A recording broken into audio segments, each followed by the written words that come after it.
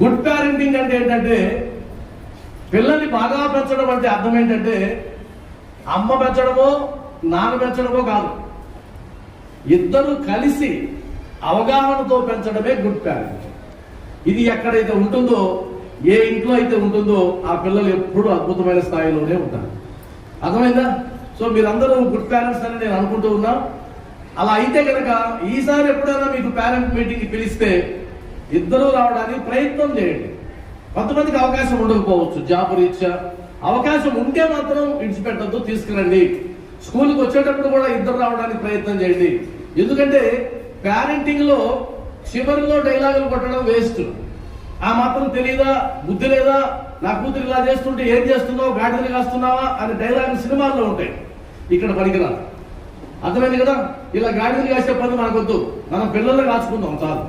పిల్లలు కాచుకుంటే హాయిగా ఉంటుంది. అంటే అర్థమేంటి? ఎవరికి వారు తన పిల్లల గురించి రోజులో కనీసం భార్యాభర్త కూర్చుని అరగంటైనా మాట్లాడుకునే అవకాశం ఉంటుందా? ఉండదా? ఏమో ఉండదా? మా వారు బిజీ అండి, కుదరదు. ఎంత బిజీ అయినా ఇంటికి రావాల్సిందే, ఇంటికి వస్తే మాట్లాడుకోవాల్సిందే.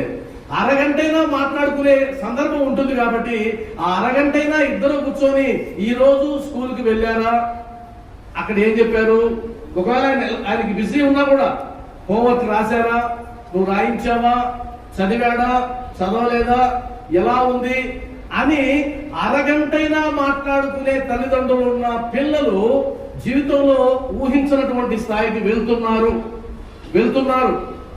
కూడా కాదు. నేను బాగా గమనించింది ఏంటంటే, ఏ ఇంట్లో అయితే నిర్లక్ష్యపు తల్లిదండ్రులు ఉంటారో ఆ ఇంట్లో నుంచే చీడ పురుగులు పుట్టుకొస్తున్నాయి.